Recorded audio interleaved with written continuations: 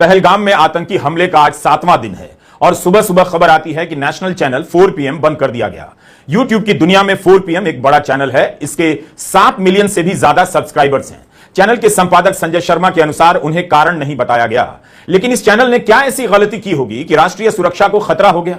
प्रधानमंत्री मोदी और गृहमंत्री अमित शाह की आलोचना ही की होगी। सवाल ही किया होगा कि सुरक्षा में चूक कैसे हो गई। शहला रशीद ने तो सेना पर टॉर्चर का आरोप लगाते हुए ट्वीट कर दिया था। तब मोदी सरकार ने देशद्रोह का मामला दर्ज कर लिया। अब स्थितियां बदल गईं तो मुकदमा वापस ले लिया गया। लेकिन नेहा सिंह राठौर और माधुरी काकोटी ने सरकार से सवाल पूछ लिया तो FIR कर दी गई है। इसी वीडियो में आगे हम इसकी बात करेंगे। उम्मीद है आप इस वीडियो को पूरा देखेंगे। 4 PM के संपादक संजय शर्मा ने X पर सुबह सुबह जानकारी दी कि हमारा नेशनल चैनल 4 PM सरकार ने बंद करवा दिया है। नेशनल सिक्योरिटी का बहाना बनाकर लोकतंत्र की एक मजबूत आवाज को कुचलने की कोशिश की गई है। मैं देश से उतना ही नहीं, उससे कहीं ज्यादा प्यार करता हूं जितना यह सरकार दावा करती है। अगर किसी वीडियो पर सरकार को आपत्ति थी तो एक मेल भेजकर बताया जा सकता था। मैं खुद जांचता और अगर गलती होती तो उसे हटा देता। लेकिन सच यह है कि मोदी देश नहीं है, सरकार से सवाल पूछना गुनाह नहीं है। लोकतंत्र में आवाज उठाना हमारा अधिकार है। तानाशाही से डरने वाले नहीं हैं हम 4 PM यूपी और बाकी सभी 4 PM राज्य चैनलों पर अपनी आवाज बुलंद करते रहेंगे। आपसे अनुरोध है कि उन चैनलों को तुरंत सब्सक्राइब करें और इस संघर्ष में हमारा साथ दें। चैनल बंद हो सकता है पर हमारी आवाज नहीं, चाहे यूट्यूब हो या कोई और मंच, हम लोकतंत्र की मशाल जलाते रहेंगे। तो क्या अब यही सब होगा कि जो सवाल करेगा उसका चैनल बंद कर दिया जाएगा, FIR कर दी जाएगी? 4 PM का संबंध लखनऊ से है और इसी शहर में 2 और FIR हुई हैं। लोक गायिका नेहा सिंह राठौर ने ऐसा क्या कह दिया कि उनके खिलाफ FIR हो गई? लखनऊ यूनिवर्सिटी की प्रोफेसर माधुरी काकोटी ने ऐसा कौन सा सवाल पूछ दिया कि उनके खिलाफ FIR हुई है? 4 PM के कई थंबनेल पर आपत्तियां जताई जा रही हैं, वह भी आधिकारिक तौर पर नहीं बल्कि सोशल मीडिया में अफवाह के रूप में। अगर थंबनेल के कारण बंद किया गया है तो संपादक संजय शर्मा को बताना चाहिए। बिना कारण बताए क्यों बंद किया गया? वैसे भी जब कारण आधिकारिक रूप से नहीं बताया गया है तो थंबनेल को कारण की तरह क्यों घुमाया जा रहा है? थंबनेल को लेकर अलग अलग पैमाना होता है। मैं खुद कम शब्दों में थंबनेल लगाता हूं, लेकिन उसकी भी व्याख्या इसी तरह से की जा सकती है जैसे 4 PM की जा रही है। थंबनेल को लेकर YouTube की अपनी गाइडलाइन है कि मिसलीडिंग नहीं होनी चाहिए। अगर ऐसा है तो शिकायत YouTube से की जानी चाहिए। इसका मतलब यह नहीं कि सरकार घुस जाए और चैनल को बंद कर दे। थंबनेल कारण है तो इस आधार पर सारे गोदी चैनल 1 घंटे के भीतर बंद हो जाने चाहिए। आपको याद दिलाना चाहता हूं कि रूस और यूक्रेन की जंग के दौरान गोदी चैनल सनक गए। आप जाकर देखिए किस तरह के थंबनेल लगाए जा रहे थे। कभी तीसरा विश्व युद्ध, कभी परमाणु बटन दबाने के थंबनेल लगते थे। इस तरह के कार्यक्रम बनते थे जैसे रिपोर्टर और संपादक पुतिन के कमरे में बैठा हो। यही नहीं, 2022 में जहांगीरपुरी में तनाव को लेकर अनाप शनाप खबरें चलने लगी। तब अप्रैल 2022 में सरकार को एक एडवाइजरी जारी करनी पड़ी। सरकार ने किसी गोदी चैनल को इसके लिए बंद नहीं किया। इस देश में कितने ही गोदी एंकर नफरत फैलाते हैं, झूठ बोलने के आरोप में दोषी तक पाए गए, जुर्माना लगा, वो आज तक एंकरिंग कर रहे हैं। यही नहीं, हेट स्पीच पर सुनवाई के दौरान सुप्रीम कोर्ट ने नफरती एंकरों पर कितनी सख्त टिप्पणी की। कोर्ट ने पूछा कि आपने कितनी बार ऐसे एंकरों को एंकरिंग से हटाया है जो किसी को बोलने नहीं देते, नफरती बातें बोलते रहते हैं। सोशल मीडिया में 4 PM के खिलाफ अफवाहें चलाने से नहीं होगा। अगर कोई आपत्ति है तो ऑन रिकॉर्ड लाना चाहिए। थंबनेल से आपत्ति जता सकते हैं, लेकिन थंबनेल चैनल बंद करने का कारण नहीं हो सकता। यह एक बहाना है। गोदी चैनलों पर एंकर नफरत फैला रहे हैं, उनके खिलाफ कोई कार्रवाई नहीं की जाती। हजारों उदाहरण हैं। पाकिस्तानी मेहमान आकर सेनाध्यक्ष का अपमान कर रहे हैं, भारत के सेनाध्यक्ष का। बीजेपी के प्रवक्ता भी उसी फ्रेम में बैठे हुए हैं। क्या वो पत्रकारिता है? उससे सरकार को आपत्ति नहीं। रवीश कुमार ऑफिशियल पर ही जाकर देखिए, वीडियो के कमेंट में कितनी भयानक गालियां दी जाती हैं, धमकियां दी जाती हैं। पढ़कर किसी के भी मानसिक स्वास्थ्य पर असर पड़ सकता है। इन गाली देने वालों को तो किसी ने नहीं कहा कि मां बहन की गाली देने वाले एक लोकतांत्रिक समाज की सुरक्षा के लिए खतरा है। क्या देश यह चाहता है कि केवल गाली देने वाले, झूठ बोलने वाले ही रहें? इन्हें चुनौती देने वालों का मुंह बंद कर दिया जाए, रोजगार इनसे छीन लिया जाए। अगर इस तरह से YouTube चैनल बंद किए जाएंगे तब तो फिर आम आदमी डरपोक हो जाएगा। कितनी मुश्किल से इस देश की जनता 200 साल की गुलामी से निकली है। कितने लोगों ने उसे निकालने के लिए कुर्बानी दी। क्या बोलने की उस आजादी पर इस तरह से हमला किया जाएगा? YouTube चैनलों को बंद करने का सपना पुराना है। अजीत अंजुम, अभिसार शर्मा या न्यूज लॉन्ड्री या वायर सब हार तोड़ मेहनत करते हैं, सरकार से सवाल करते हैं। अजीत अंजुम की ग्राउंड रिपोर्ट देखिए। हमने न सिर्फ गोदी मीडिया के वर्चस्व को चुनौती दी, उसके झूठ को चुनौती दी, बल्कि छोटे से दायरे में कुछ लोगों को अच्छी सैलरी की नौकरी भी दी है। वो सरकार अगर राष्ट्रीय सुरक्षा के नाम पर इन चैनलों को बंद करा रही है, बंद कर देने का तलवार लटकाए रखना चाहती है, उस सरकार की आत्मा लगता है बदल गई है। उस सरकार के मुखिया भले कहते हो कि आलोचना लोकतंत्र की आत्मा है, लेकिन इस आत्मा को जिंदा कौन रखे हुए है? गोदी मीडिया नहीं, हमारे जैसे चैनल और पत्रकार। इतने बड़े देश में गिनती के 25-50 ही ऐसे पत्रकार रह गए हैं। हाउसिंग सोसाइटी के अंकिलों के पास अब कोई जवाब बचा नहीं है। भीड़ के दम पर सवालों को दबा रहे हैं। हर दिन समर्थक झूठ के आगे हार रहे हैं। बौखला गए हैं कि इन चंद लोगों की वजह से हमारा झूठ अब सोसाइटी में भी चल नहीं पा रहा। जनता को सच दिखने लगा है। घंटों मेहनत से तैयार किए गए हमारे वीडियो से सरकार और उसके समर्थकों में हताशा पैदा होने लगी है। उनका आत्मविश्वास कमजोर पड़ रहा है। अब उनके पास एक ही रास्ता है कि इन चैनलों को किसी भी तरह से बंद करवा दिया जाए। इस तरह से आर्थिक प्रतिबंधों के घेरे में हम सब जी रहे हैं। किस बात के लिए? कि हम सही सवाल कर देते हैं। जनता ने गोदी चैनलों को नकार दिया है। जनता देखना नहीं चाहती है। उनके झूठ को नकार दिया पब्लिक ने, तो सरकार को दिक्कत हो रही होगी। राष्ट्रीय सुरक्षा के नाम पर हम चैनलों को बंद करने का अवसर खोजती होगी। हर दिन हम यूट्यूबर पर तलवार लटकी रहती है। हमें भी फोन आ रहे हैं, क्या आपका भी बंद हो गया? और फोन करने वाले शुभचिंतक इस बात के साथ फोन रख देते हैं, आपका तो सरकार जरूर बंद करेगी। सभी को पता है इस देश में गिनती के पत्रकार रह गए हैं जो पत्रकारिता करते हैं। बाकी जिन्हें झूठ फैलाना है, अफवाह फैलानी है, नफरत के बीज बोने हैं, उन्हें पूरी छूट है। तो दिक्कत उन चैनलों से है जहां सरकार से लगातार सवाल किया जाता है। क्या यह शर्मनाक स्थिति नहीं है कि हम कहीं से भी जीने के लिए कमा ना सके, इसका इंतजाम किया जा रहा है? पेट पर लात मारी जा रही है। क्या किसी को भी इस बात से इस देश में फर्क नहीं पड़ता? हर दिन का हमारा सवाल है कि आज कहीं बंद तो नहीं हो जाएगा। इस देश में करोड़ों रुपए लूट कर लोग भाग जाते हैं। रोज लूटने वाले आराम से नेतागिरी कर रहे हैं। ब्लैक मनी से कश्मीर में पार्टी मना रहे हैं। लेकिन हमें इस आशंका में जीना पड़ता है कि चैनल कहीं बंद ना हो जाए। आपकी जिम्मेदारी और बढ़ जाती है। आप खोज खोज कर नए चैनल तक पहुंचने की कोशिश कीजिएगा। अगर सरकार को सवाल से इतनी दिक्कत है तो सरकार तुरंत एक काम करे, संसद का विशेष सत्र बुलाए और एक कानून बना दे कि सरकार से सवाल करना राष्ट्रीय सुरक्षा का सबसे बड़ा खतरा माना जाएगा। स्कूल के प्रश्न पत्रों से लेकर संसद में पूछे जाने वाले प्रश्नों के अंत में लगने वाले प्रश्नवाचक चिन्ह, इंग्लिश में क्वेश्चन मार्क, को भी भारत में इस्तेमाल करने पर पाबंदी लगा दी जाए। भारत में सरकार के लिए क्वेश्चन मार्क का इस्तेमाल करना गुनाह माना जाएगा। और यह बात अब कोई याद नहीं दिलाएगा कि आलोचना लोकतंत्र की आत्मा है।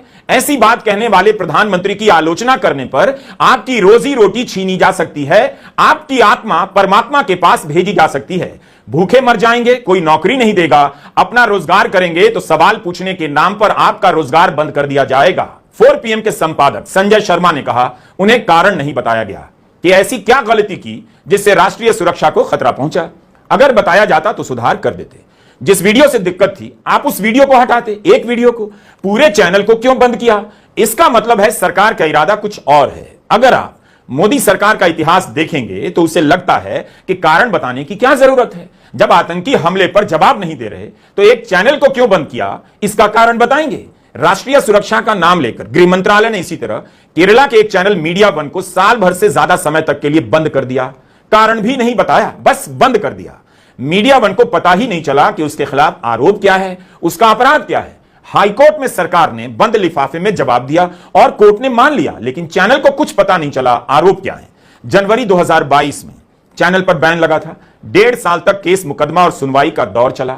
सुप्रीम कोर्ट पहुंचा, तब जाकर टीवी पर प्रसारण का अधिकार मिला। मगर जब फैसला आया तब सुप्रीम कोर्ट में सूचना प्रसारण मंत्रालय की तमाम दलीलें ध्वस्त हो गई थीं। अप्रैल 2023 में फैसला सुनाते हुए जस्टिस DY चंद्रचूड़ और जस्टिस हिमा कोहली ने चैनल पर प्रतिबंध को हटाते हुए सूचना प्रसारण मंत्रालय को 4 हफ्ते का समय दिया कि मीडिया वन का लाइसेंस का नवीनीकरण हो जाना चाहिए।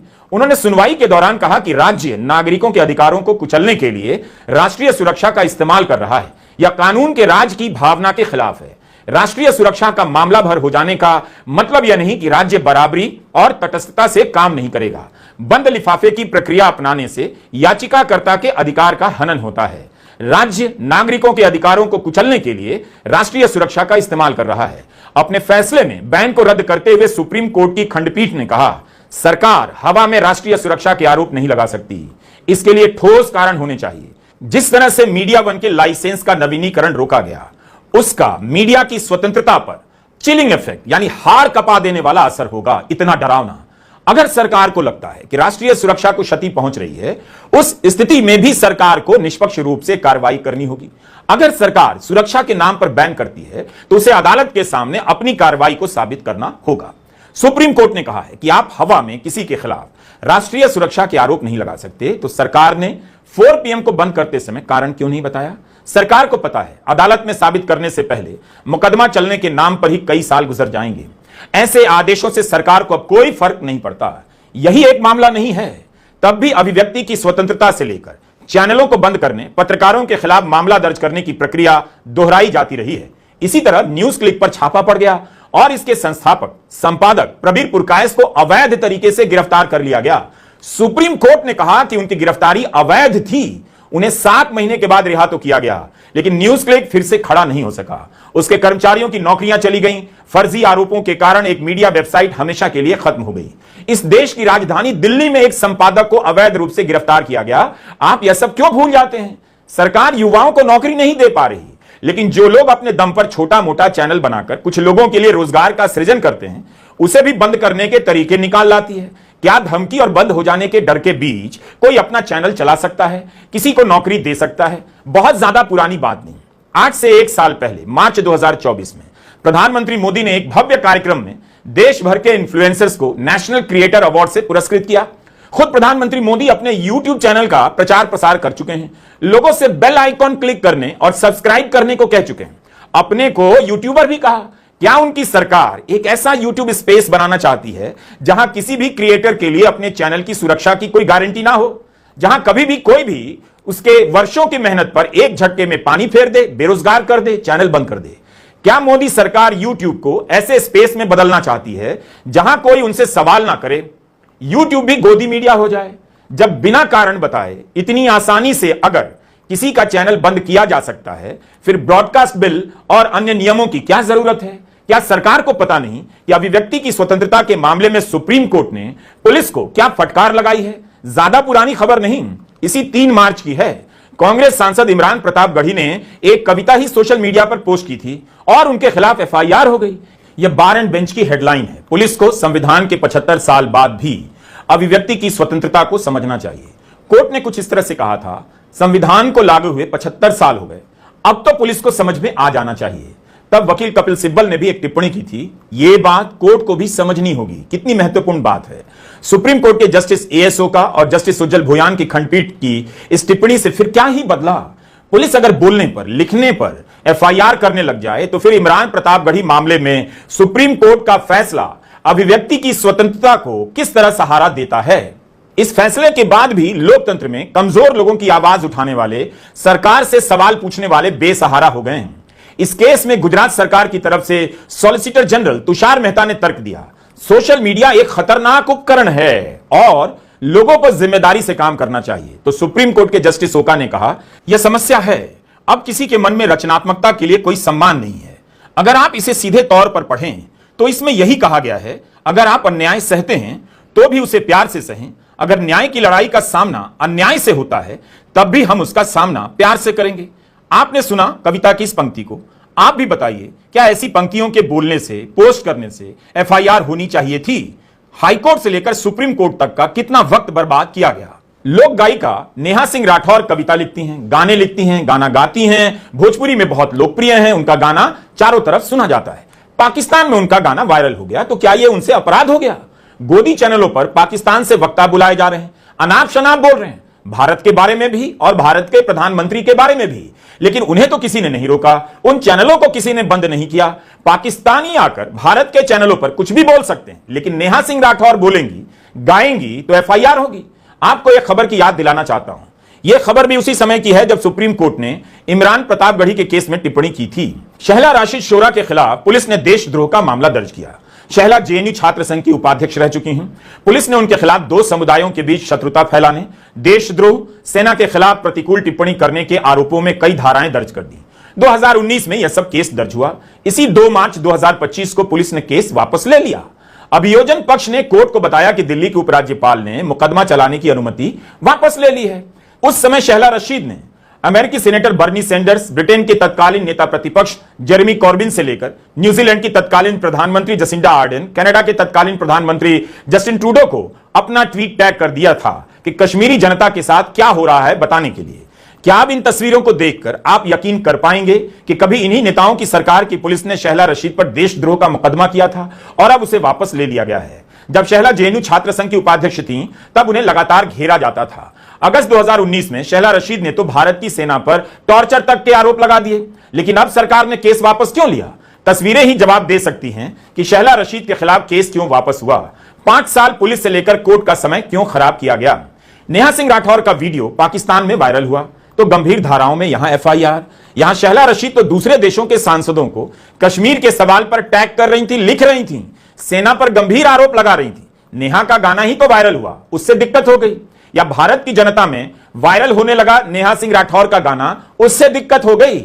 पूरी भाजपा के नेताओं के जितने बच्चे फौज में होंगे उससे ज्यादा तो मेरे अपने रिश्तेदार और परिवार के लोग सेना में जान दांव पर लगा चुके हैं। अरे आज मैं कहूंगी कि देश का मेन स्ट्रीम मीडिया देश का गद्दार है, क्योंकि उसने कभी सरकार से सवाल नहीं पूछा और सरकार को मनमानी करने दी।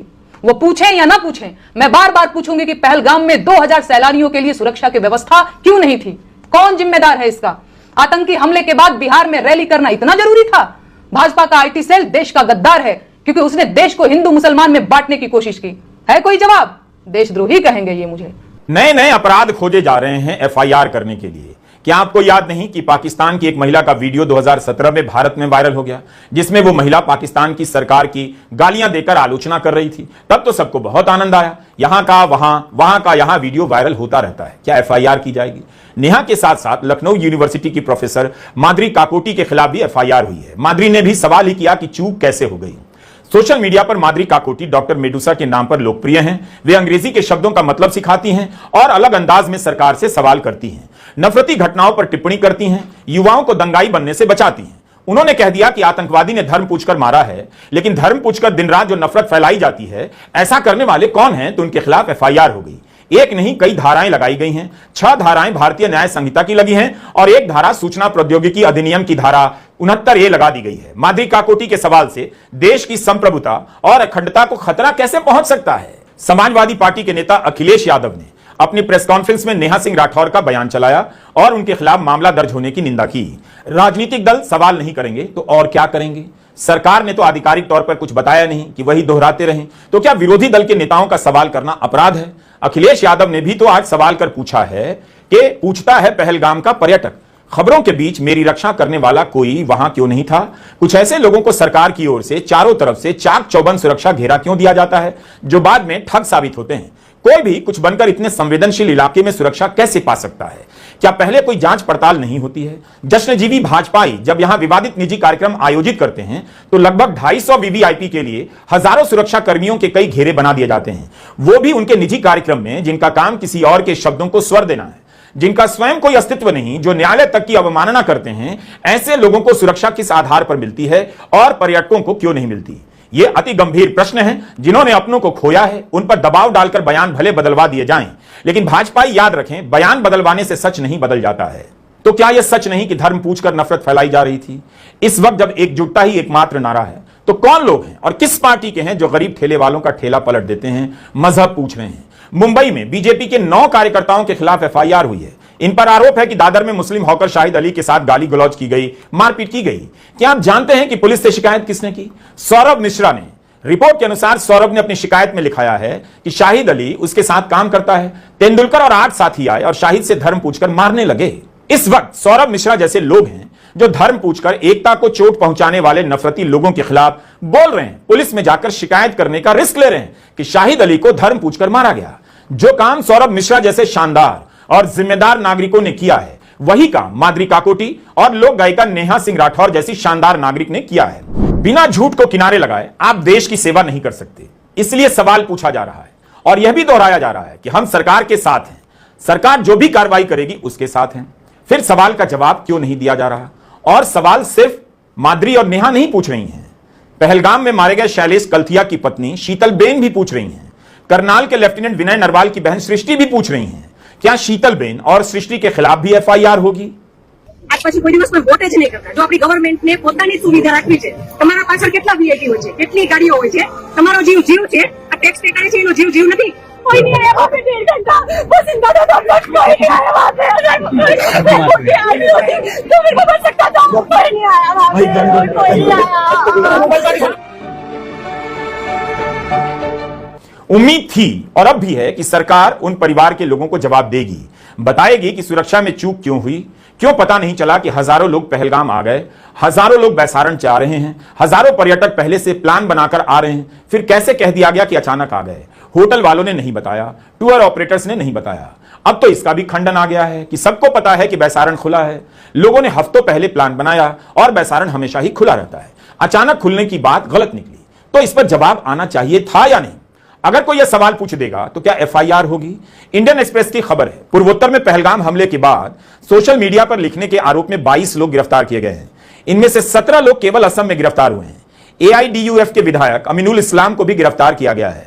कई जगह इस बारे में रिपोर्ट प्रकाशित हुई है, मगर मीडिया की रिपोर्ट से साफ नहीं होता कि 22 लोगों ने भारत के विरोध में या पाकिस्तान के समर्थन में क्या लिखा. बस यही लिखा मिल रहा है कि भारत विरोधी पोस्ट के कारण